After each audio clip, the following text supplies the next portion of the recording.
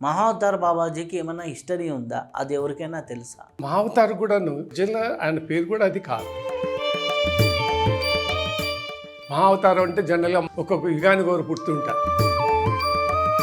మహావతార్ బాబాజీ గారు deathless, timeless, physical. క్రియాయోగం అనేది కర్మయోగంతో సమానమా, లేకపోతే క్రియాకర్మలు వేరా? క్రియ కర్మ ఈ రెండింటి మూల పదం వచ్చేసి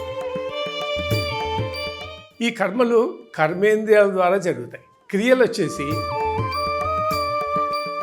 క్రియలకి కర్మ, కర్త, భోక్త ఉండరు. కర్మలకు కర్త, భోక్త.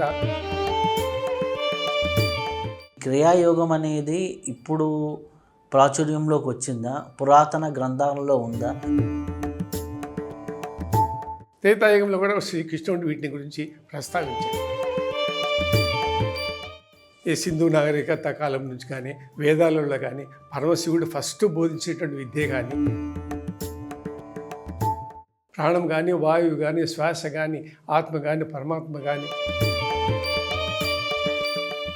అయితే మహావతార్ బాబాజీని దర్శించుకోవాలి అంటే మనం ఏమి చేయొచ్చు? మహావతార్ బాబాని మనం చూడలేము.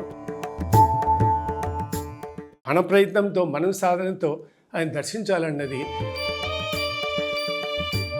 అదొక వాయువు.